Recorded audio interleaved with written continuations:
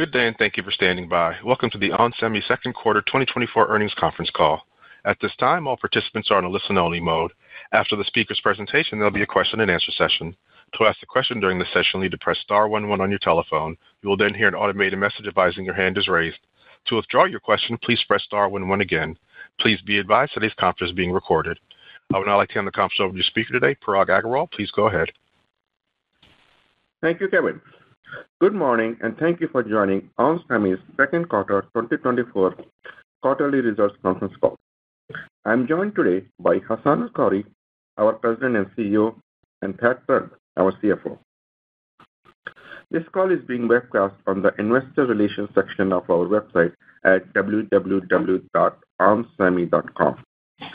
A replay of this webcast, along with our 2024 second quarter earnings release, will be available on our website approximately 1 hour following this conference call, and the recorded webcast will be available for approximately 30 days following this conference call. Additional information is posted on the Investor Relations section of our website. Our earnings release and this presentation includes certain non-GAAP financial measures. Reconciliation of these non-GAAP financial measures to most directly comparable GAAP financial measures and a discussion of certain limitations when using non-GAAP financial measures are included in our earnings release, which is posted separately on our website in the Investor Relations section. During the course of this conference call, we will make projections or other forward-looking statements regarding future events or the future financial performance of the company. We wish to caution that such statements are subject to risks and uncertainties that could cause actual events or results to differ materially from projections. Important factors that can affect our business, including factors that could cause actual results to differ materially from our forward-looking statements, are described in our most recent Form 10-K, Form 10-Qs, and other filings with the Securities and Exchange Commission, and in our earnings release for the second quarter of 2024. Our estimates or other forward-looking statements might change, and the company assumes no obligation to update forward-looking statements to reflect the actual results, change assumptions, or other events that may occur, except as required by law. Now, let me turn it over to Hassane. Hassane? Thank you, Parag. Good morning, and thanks to everyone for joining us on the call. In the second quarter, we exceeded the midpoint of our guidance for revenue, non-GAAP gross margin, and non-GAAP earnings per share as our global teams continue to execute on all fronts. As we indicated in our Q1 call, we are seeing some stabilization in demand in our core markets. Inventory digestion persists, with some pockets improving as customers maintain a cautious stance in 2024. We don't see a change to the L-shaped curve I talked about in Q1, but we expect parts of industrial, such as energy infrastructure, to recover in the second half. Among the regions, Asia-Pacific, namely China, is recovering, driven by both automotive and industrial. During this time of market uncertainty, we have not taken our foot off the pedal and remain focused on what we can control, our execution. We have doubled down on our investments to build out our strategic portfolio of analog mixed signal and power solutions. We have been gaining share by securing significant design wins in power, and we have continued to improve our cost structure through ongoing structural changes. All these efforts position us very well in a recovery with top-line growth and gross margin expansion. Our advantage remains in our comprehensive and innovative product portfolio to capture market opportunities. Onsemi's intelligent power and sensing solutions have become synonymous with high efficiency and performance, which are critical to solving customer problems and the high-growth megatrends in automotive, industrial, and AI data centers. In intelligent sensing, we continue to invest to sustain our technology and market leadership. We announced the acquisition of Sphere Vision Systems to add disruptive, colloidal, quantum-based, dot-based short-wavelength infrared technology to our portfolio to further strengthen our industrial and defense product offering. We will leverage our manufacturing and R&D expertise to accelerate the commercialization of this technology with cost-effective and differentiated products for industrial and defense applications. On the analog mixed signal product development, In addition to sampling our first products, we are now proliferating a broader range of product families, from high-performance analog with integrated power in automotive to a low-power sensing interface in medical. This broad range of applications and products we can already offer to our lead customers highlight the competitiveness of this new technology platform. We are excited to share more details about our analog mixed signal product and technology roadmap later this year. We continue building on our design win momentum, and last week we announced that Volkswagen Group has selected Onsemi to be the primary supplier of a complete power box solution as part of its next generation traction inverter for its scalable system platform, SSP. The first of a kind solution features silicon carbide based technologies in an integrated module that can scale across all power levels, from high power to low power traction inverters, to be compatible for all vehicle categories. VW Group is the second largest automotive OEM in the world, and we expect that all VW brands, including Volkswagen, Audi, Porsche, Skoda, will be powered by Onsemi's silicon carbide in their next generation platforms. To best support VW Group and our global customer base, we have also announced a multi-year investment in the Czech Republic for a vertically integrated silicon carbide manufacturing facility. This strategic expansion, provided the European Commission approves the incentive measure, would enable us to meet the rising demand for our silicon carbide modules and other power semiconductors by bringing front-end manufacturing and advanced packaging capabilities to Europe. As customers place an increasing importance on geopolitical risks to their supply chain, they value the resilience we have built into our manufacturing footprint through our Fab Right strategy. Our collaboration with the Czech government on this state-of-the-art facility aims not only to support our European customers, but also positions Onsemi as a central piece of the European power ecosystem, further enhancing our supply resilience strategy.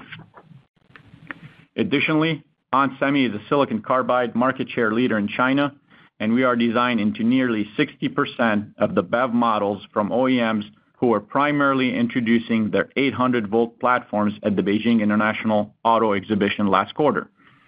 China is the largest and fastest growing BEV market in the world, and Chinese OEMs are adopting Onsemi silicon carbide solutions based on the market-leading efficiency of our modules and devices like the M3E we've just announced. In automotive, silicon carbide will continue to outgrow the industry for many years as EVs are adopted, but also as the penetration rate in EVs increases. The latest research reports show that 22% of EVs in production are enabled with SiC. Excluding the market leader, only 6% of the EVs worldwide include SiC, but all OEMs are driving adoption to improve range and cost of the vehicles.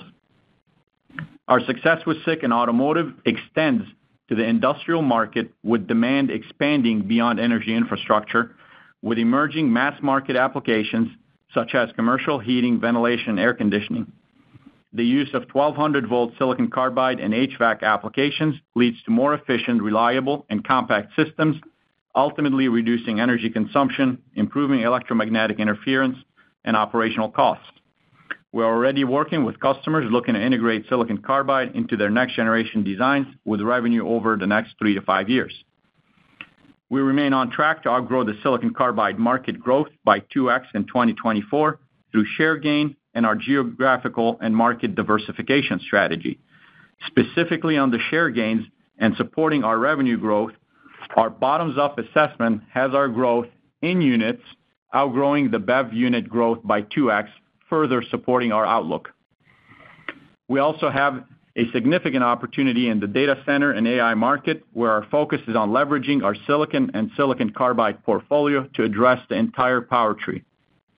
In Q2, we released our latest generation of T10 Power Trench family and Elite 6 650-volt MOSFET that are being designed into various subsystems of the AI data center, including power supply units, battery backup units, and intermediate bus converters. These solutions offer superior efficiency, high thermal performance, and reduced power losses, making them ideal for data centers and energy storage systems. They can reduce energy consumption by 10 terawatt-hour annually as compared to our previous generation, equivalent to powering nearly 1 million homes per year. We continue to invest in multi-phase controllers to pair with our industry-leading smart power stages, which enable highly efficient power delivery to the CPUs and GPUs.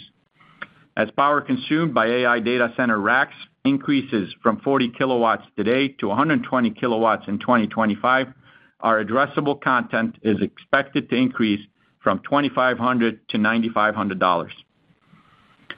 Our strategy to focus on the high-growth megatrends of automotive and industrial by partnering and innovating with the market leaders and disruptors has proven successful.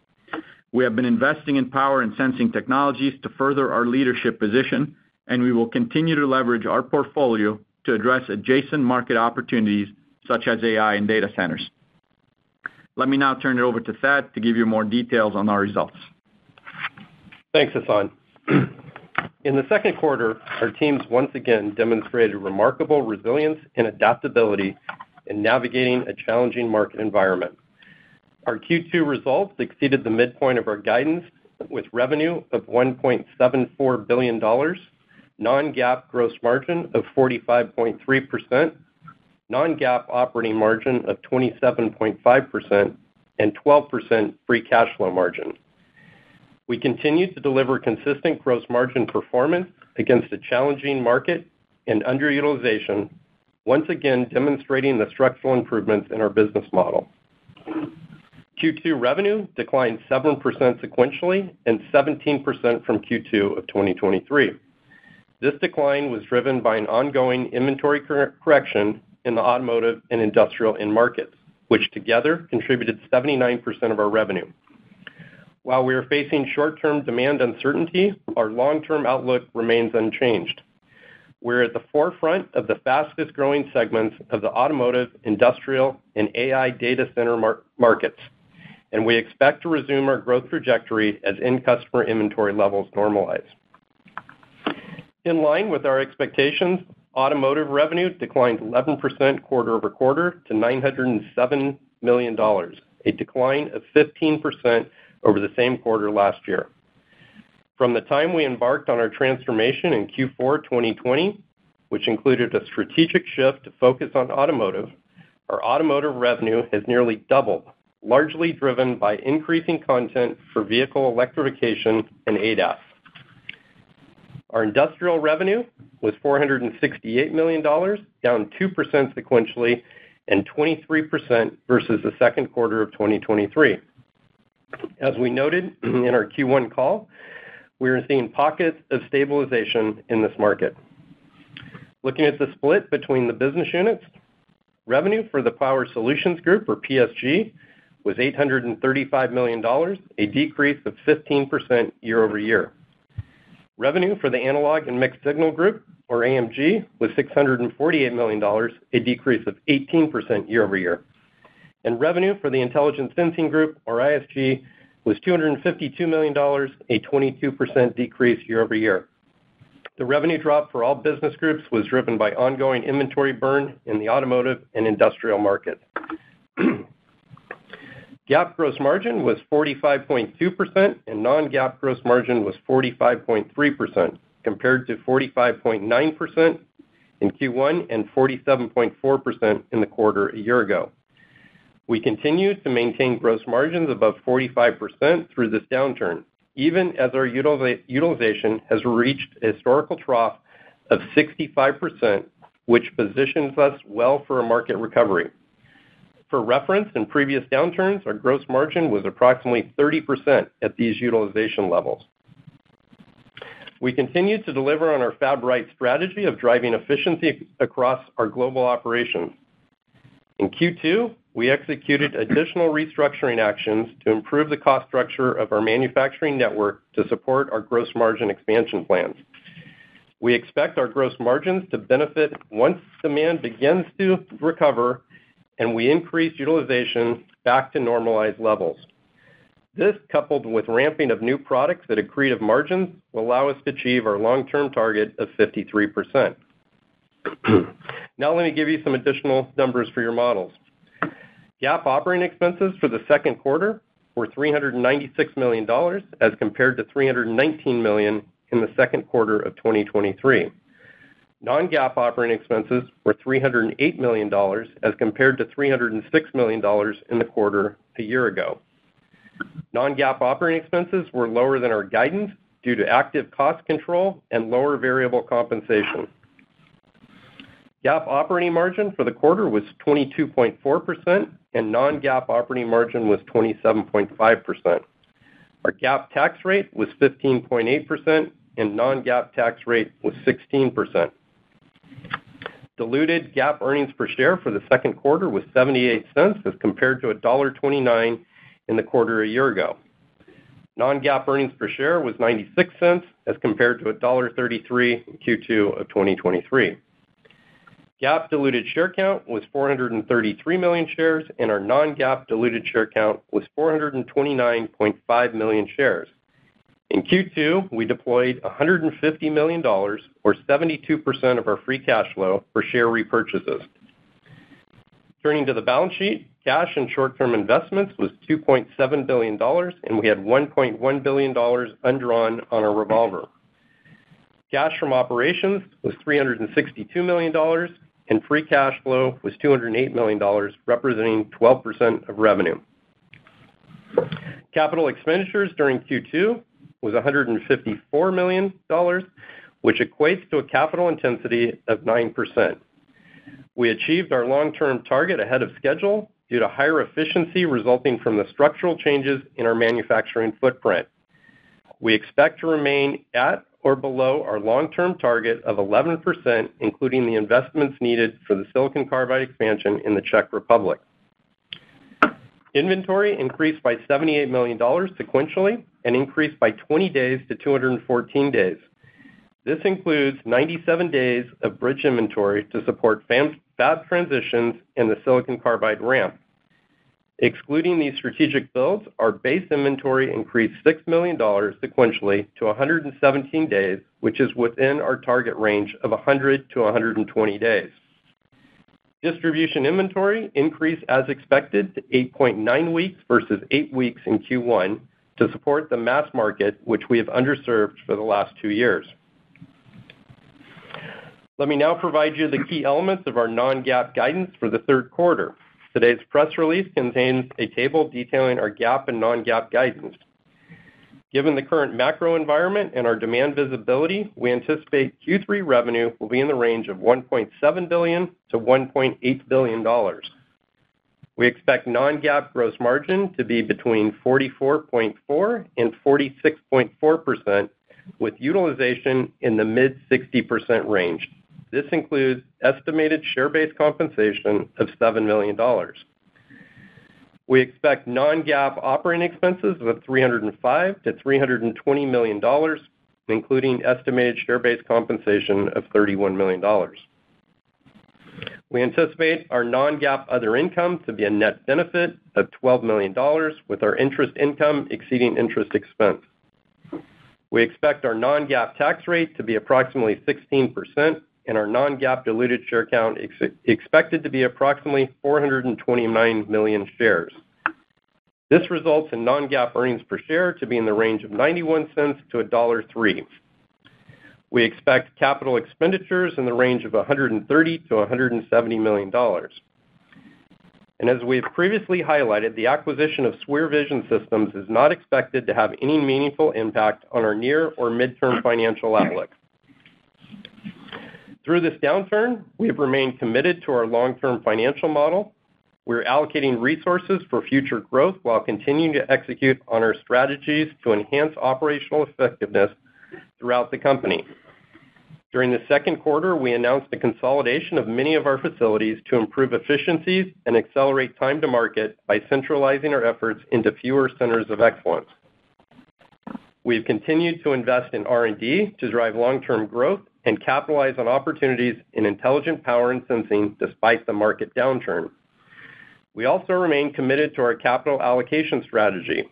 Over the last 12 months, we have deployed 78% of our free cash flow for share repurchases, significantly higher than our stated long-term target of returning 50%.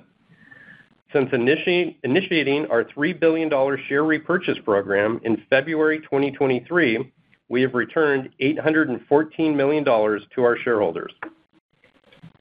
Finally, at Onsemi, we are driven to excellence. Guided by this principle, we hold ourselves accountable not only to our financial commitments, but also to our environmental initiatives.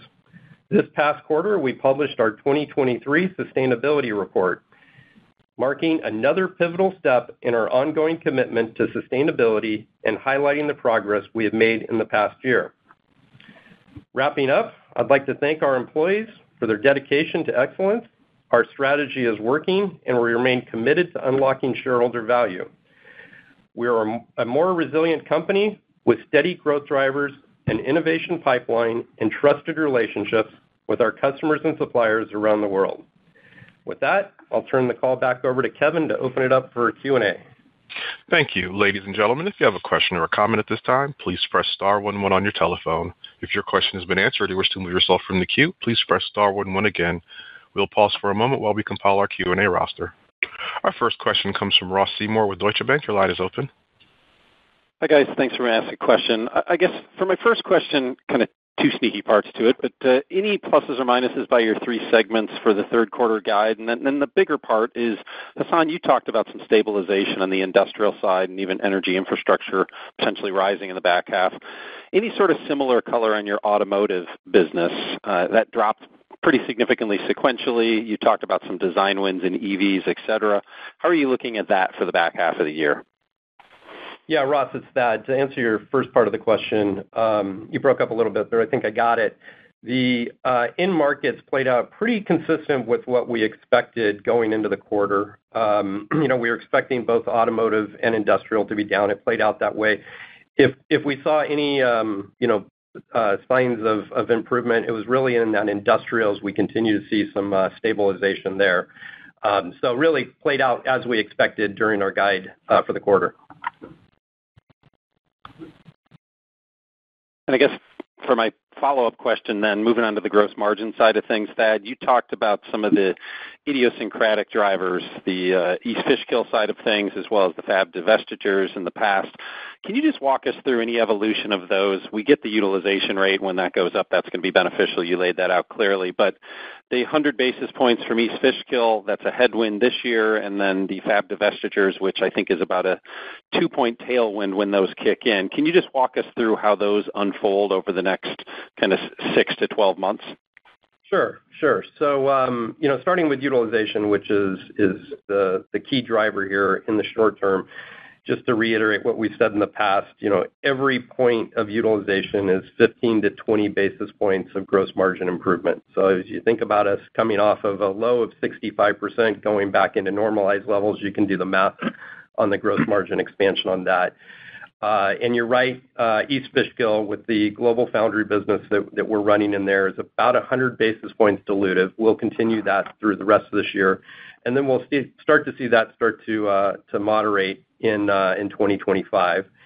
And then the other piece is the fab divestitures. We divested 4 fabs in a couple of years ago, and it's $160 million of fixed cost that we'll start to recognize as demand picks up and we start manufacturing those products within our existing network. So we've got to bleed through that inventory that we've been building for those fab transitions, and as we move that into our network, we start to see that benefit.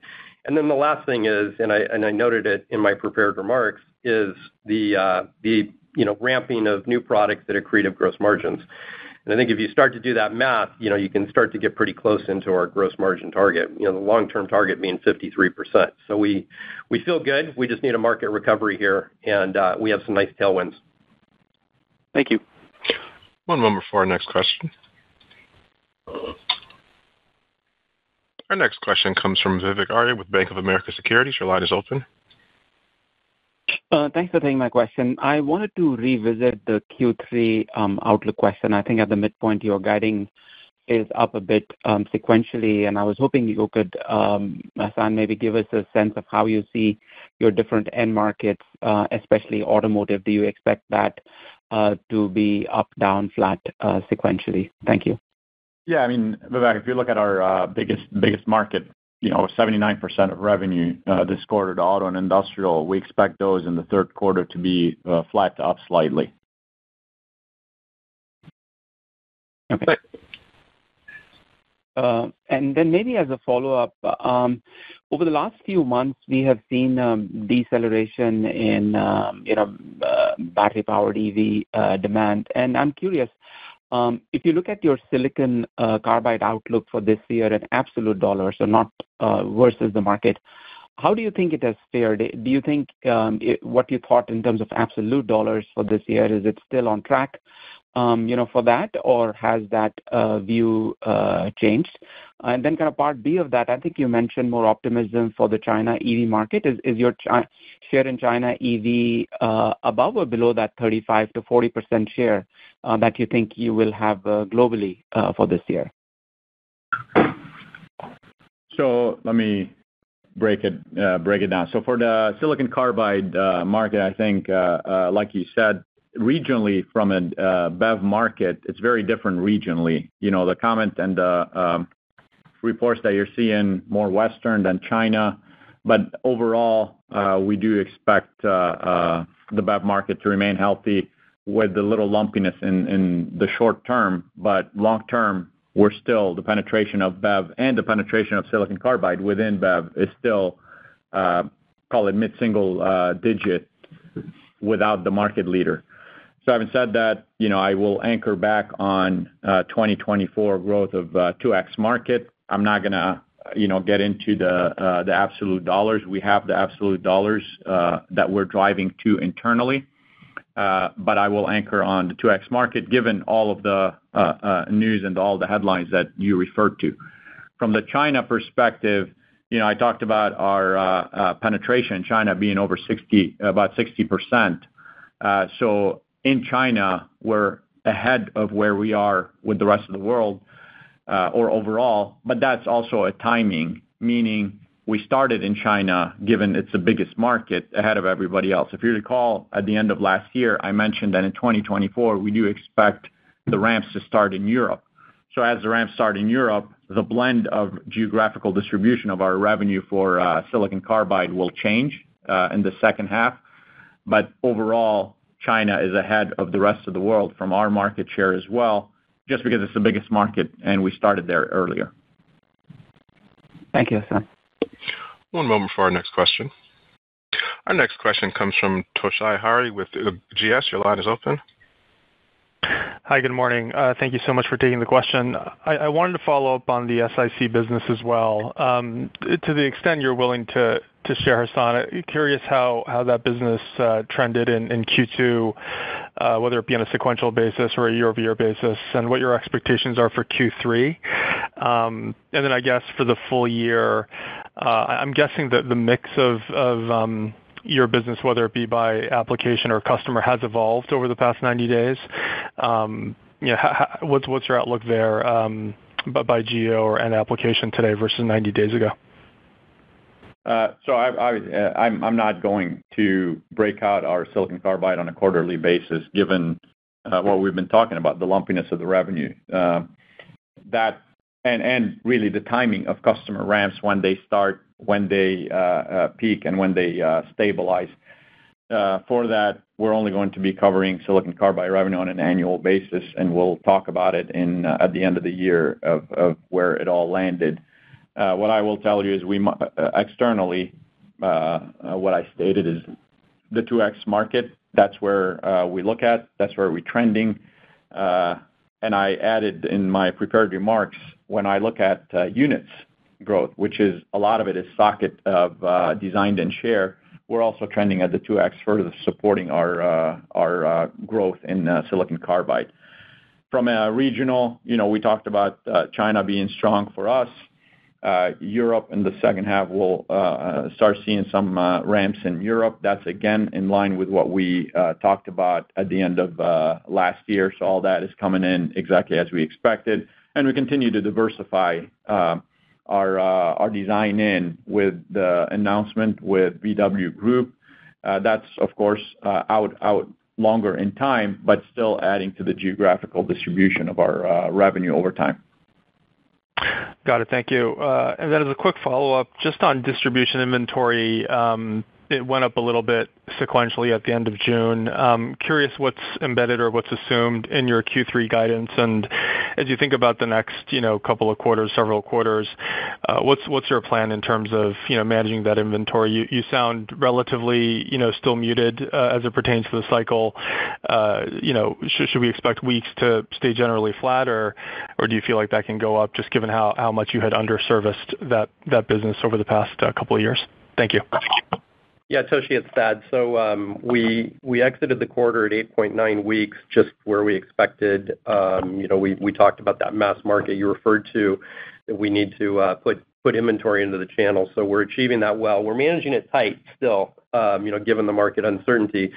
But for Q3, I think it's going to be right in this range, let's call it 9 weeks. And I really think through the remainder of this year and probably into next year, you're kind of looking at that type of range, 9 weeks plus or minus. We'll see how the market recovers and the adoption of the mass market. But that's our plan for the short term here. Very helpful. Thanks, guys. One moment for our next question.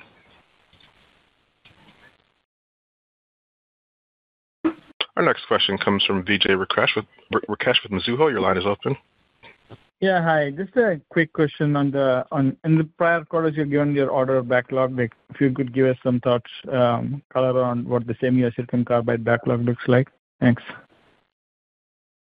The silicon carbide backlog, look, we announced a few things here over the last few quarters, right? I mean, that backlog is healthy, right? There's some short-term softness, that's well known in the EV market, but I would say the backlog is still very healthy. Yeah, if you look at design-in activity, whatever we feel in the market in the short term, and I call it short term, given the trend for silicon carbide, not just in BEV, by the way. We talk about silicon carbide in industrial proliferating further because of the benefit that it brings, and even silicon carbide making its way into the power stages of the AI data center. So when we talk about silicon carbide, we're talking about a long-term, multi-year mega trend. That's why we're participating in it. So in the short term, of course, we all see what the market shows, but nevertheless, customers are still investing in silicon carbide for their platforms, whether it be a car, industrial, or AI data center, as I mentioned.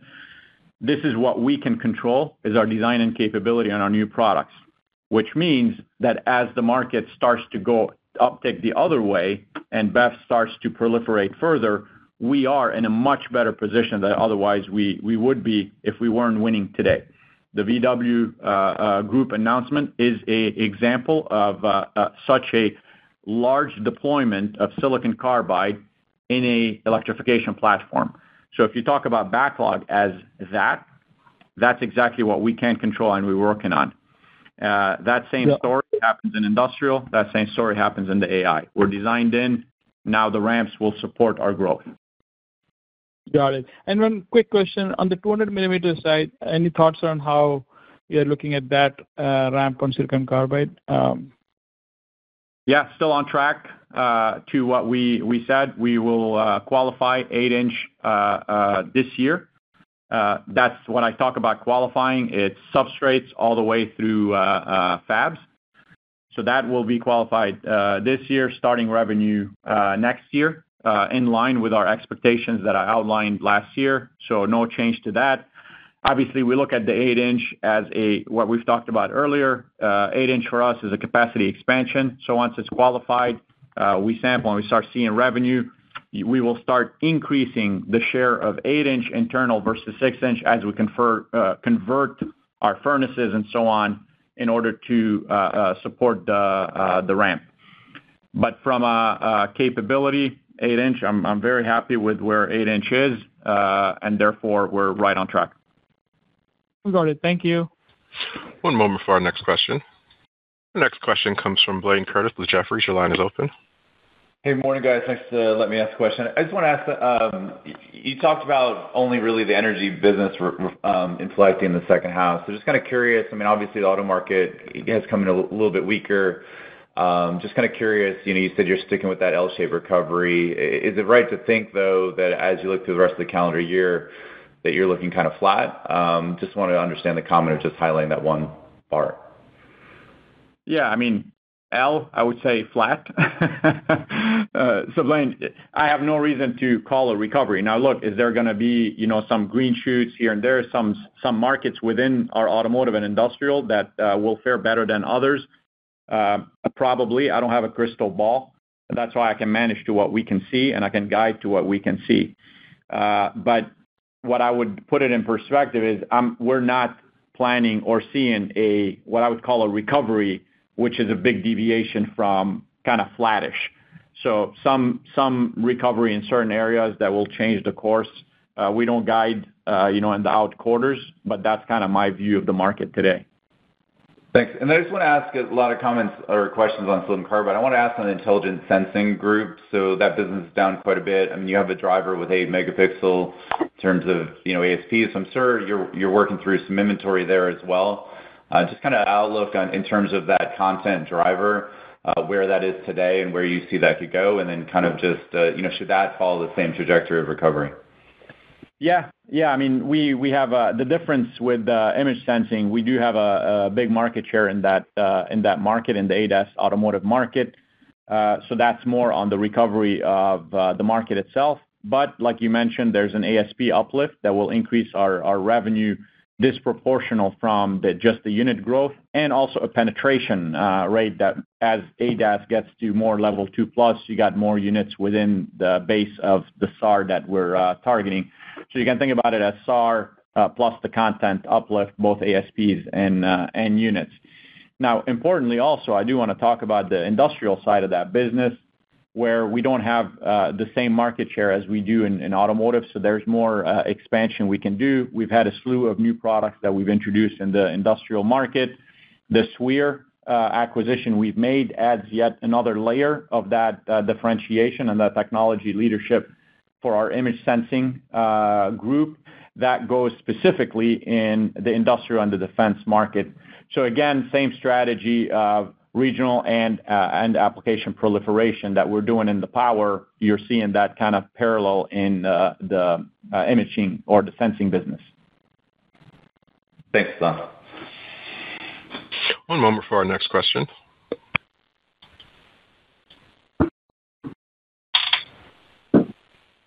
Our next question comes from Joshua Buchalter with TD Cowen. Your line is open.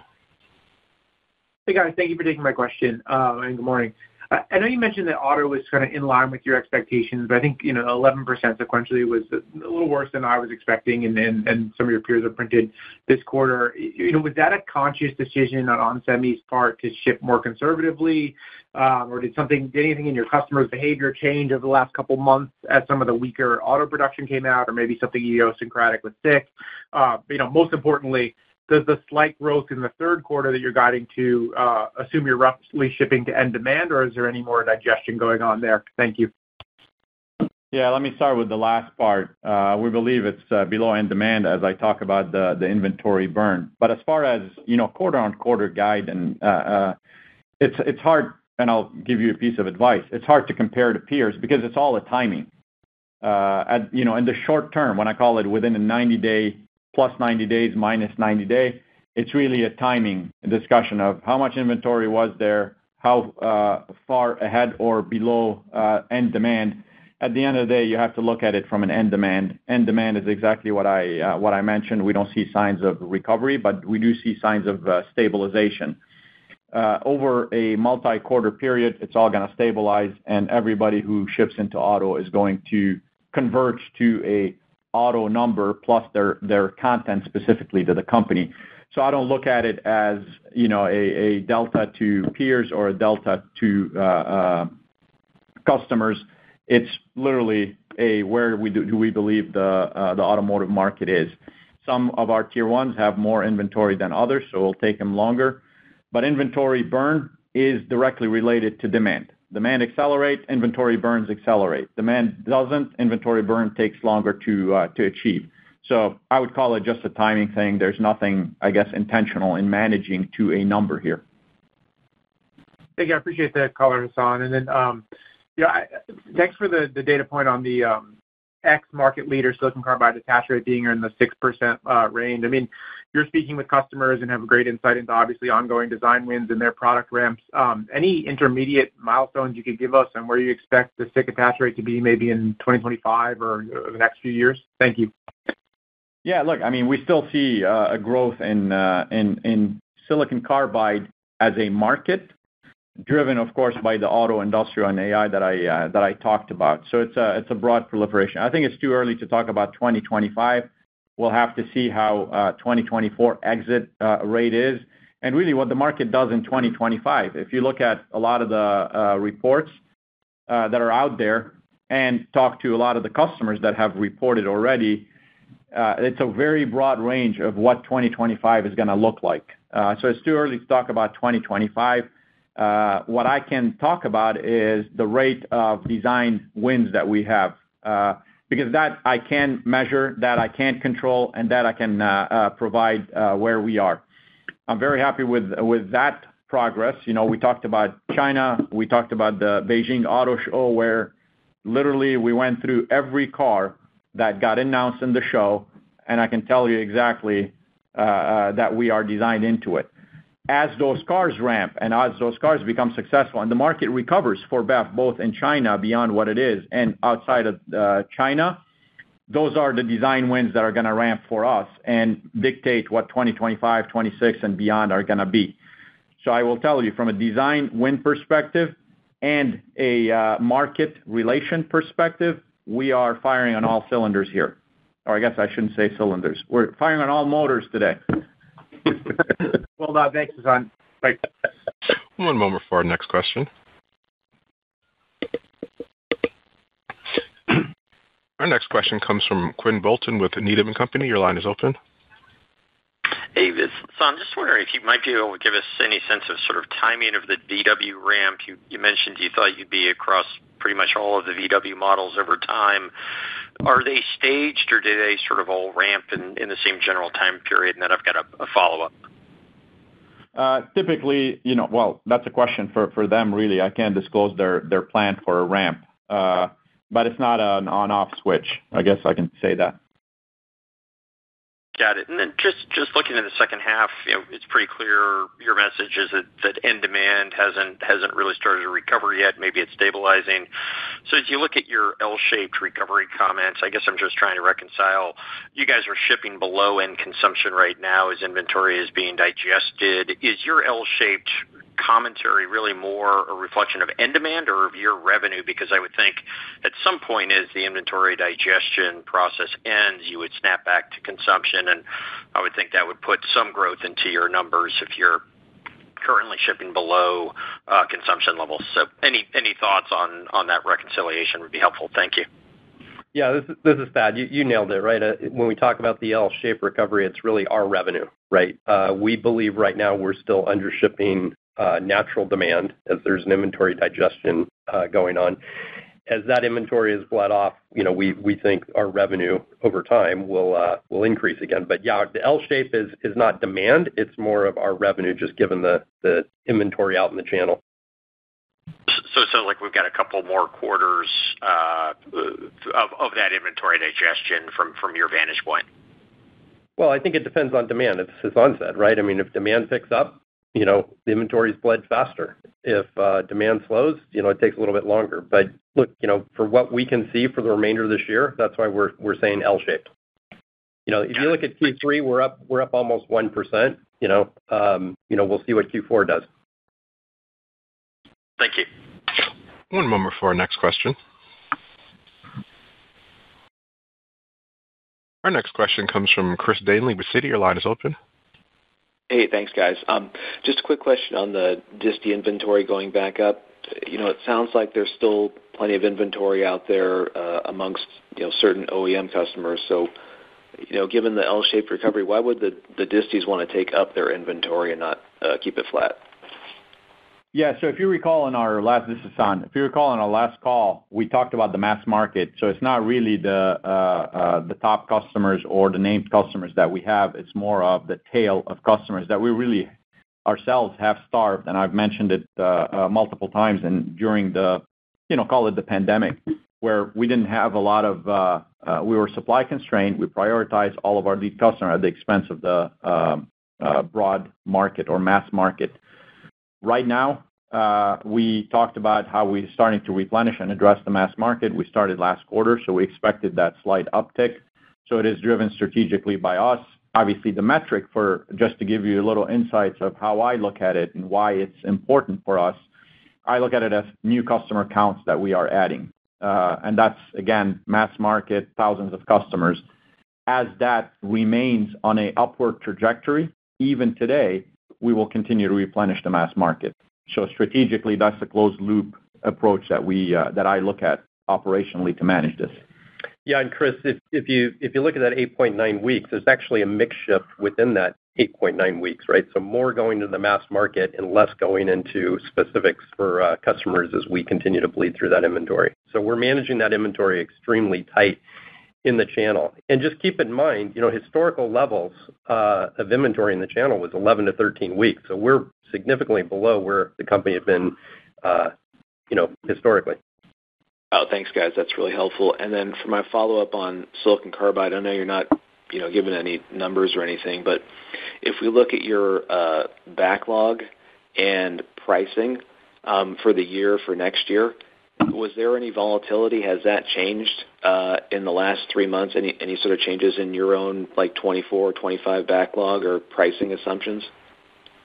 No, pricing is stable. If you recall, whether the units are coming in exactly what we had in the LTSAs or not, pricing is in the LTSA. So we've been very consistent about, we discuss with customers on the LTSAs to reach to a win-win, but we invested based on the ROI, and ROI is specific not just on volume but also pricing.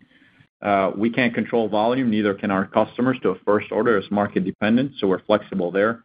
But from an investment and pricing, I would say that's stable, and that's really stable across all of our business. I won't just say about silicon carbide, and it's seen in the margin holding where it is versus historical. So pricing is stable.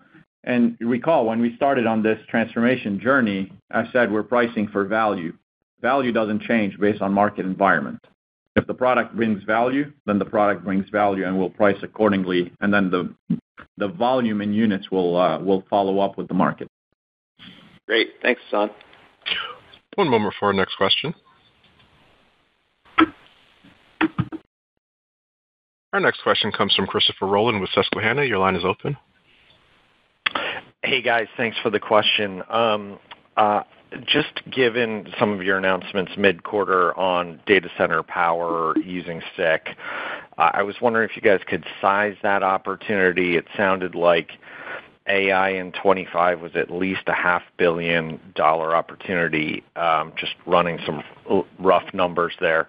But if you could size the opportunity, talk about, kind of your expected market share or any other details, that would be terrific. Yeah, I'm not breaking the AI market at that level. We will as that market really, in my view, starts proliferating for us. If you recall, the same thing we did with energy infrastructure, where we started talking about it from a design win until it became a more meaningful part of revenue and more meaningful part of the market. So stay tuned. What I talked about today is the opportunity from a product perspective, design in, and really call it the SAM per rack. And as we make progress through these and with our new product introduction on the mixed signal analog, not just on the power, we'll give out a little bit more detail on that.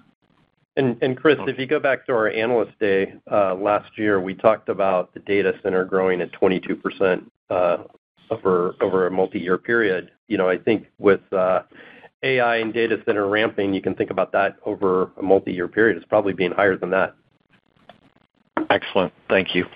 And then my second question is around LTSAs. I don't know if you have any numbers or updates there, but just kind of how are they trending? Have you noticed in terms of push-outs, renegotiations, have those slowed? Have they become more favorable in those negotiations? Any changes over the past couple of quarters here? Yeah, Chris, I would say it's pretty stable. So the lifetime value of our LTSAs are $14.7 billion. If you look at what's shippable over the next 12 months, it's about $4.4 billion, so about 30% of that. Pretty consistent with what we've been seeing, as you ship LTSAs. I think as we've said, the LTSAs, pricing is stable. It gives us that call on demand changes and why we've seen many of the market shifts, prior to many of our peers. So I think the LTSAs are strategic in the way that they're actually proving value in how we manage our business. Yeah, I mean, even today with the market environment that we've been talking about, we do have customers asking for LTSA because it's not, you don't need the LTSA when the market is what it is today. They stage on needing the LTSA when the actual market recovers, and they don't want to be stuck in traffic in the allocation. If the snapback is across all markets and very quick, so it's a future-proofing, it's a strategic tool, and of course, it drives that discussion with the customer about what is their need based on new products and existing product ramps. Thank you, guys. Very helpful. One moment for our next question. Our next question comes from Harlan Sur with J.P. Morgan. Your line is open. Yeah, good morning. Thanks for taking my question.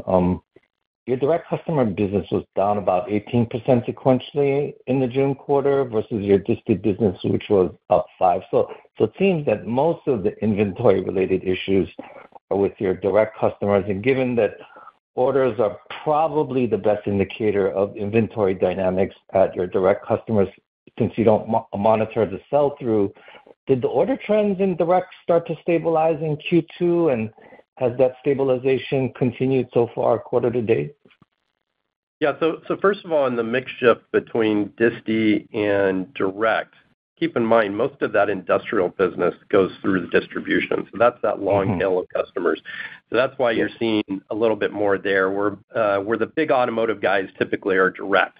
So you're right. As we've seen some recovery in industrial, you're seeing a little bit more of a shift to disti and a little bit less on direct. So I think it's just kind of a short term as you go through this digestion period. Looking forward, I would say things are stabilizing here. Great, thanks for that.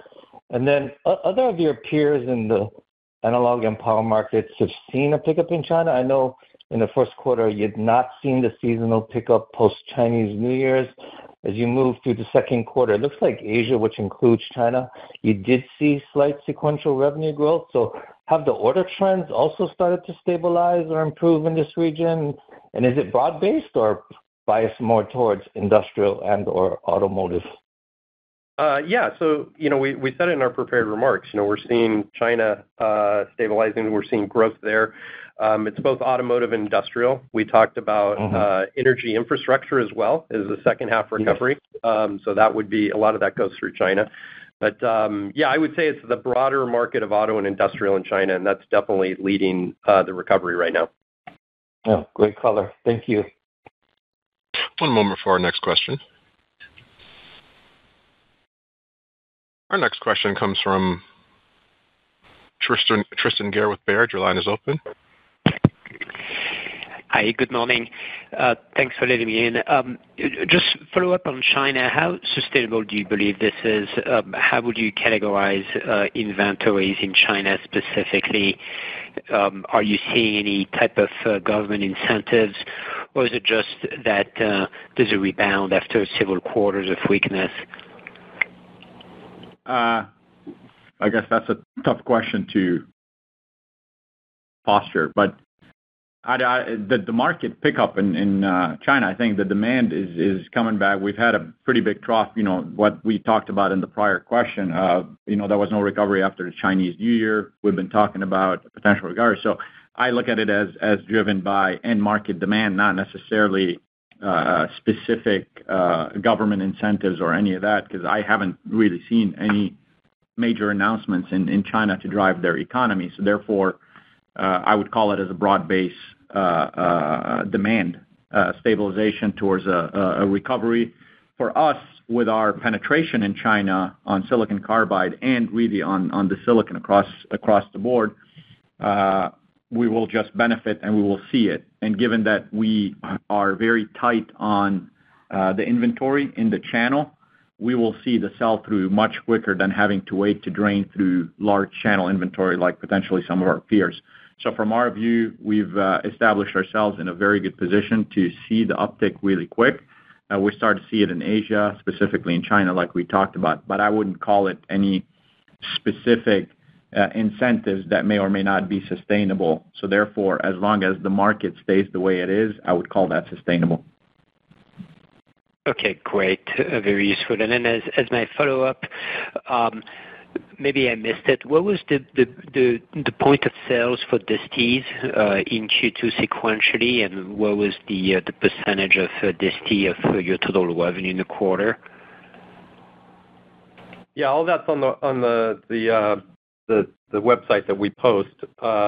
Distribution as a percentage of total increased, where direct actually decreased, but that's all posted on the revenue trends that we put on the website there. Great, thank you. One moment for our next question. Our next question comes from Harsh Kumar with Piper Sandler. Your line is open. Yeah, hey, thanks, guys. I guess congratulations on weathering the storm reasonably well in this cycle, gentlemen.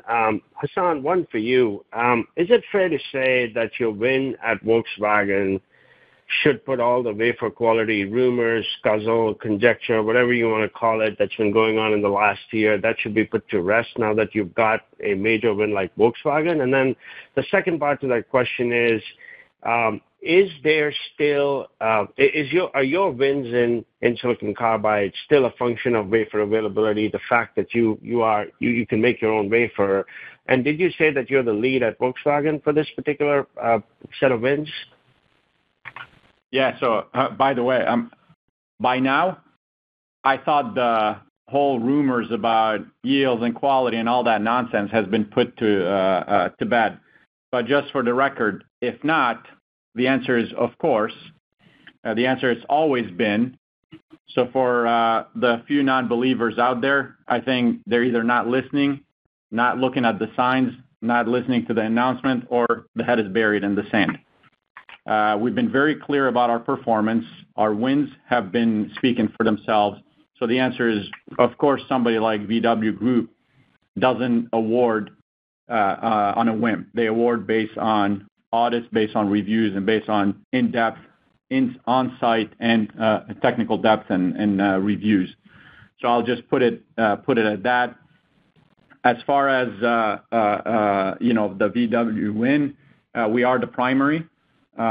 Which is, to answer your question, yes, we are the primary for that, and the breadth is for the VW brand overall, or the VW Group overall. Appreciate it, Hassan. And for my follow-up, in the past cycles, Hassan, we've seen the channel recover fast, particularly when it's been starved in this manner. I guess I'm going to put you in a theoretical spot here. Why do you think the channel is not spiking up? Is it because there is still plenty of inventory out there and they don't feel like they need to load up just yet and it's going to come, or is something shifted in the way they're thinking about stocking product? Yeah, I can't speak for the channel in general. I can speak for what we've done in the channel. If you recall, the last few years, we've been managing the channel way tighter than a lot of our peers, and really way tighter than they would want us to manage. They would take more if we ship more.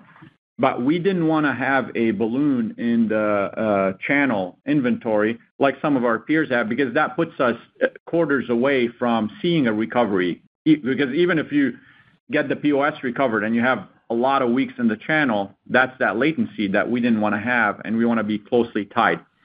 That's why I mentioned strategically, as we ship specifically to the mass market, the metric I use is customer count increasing that we ship to.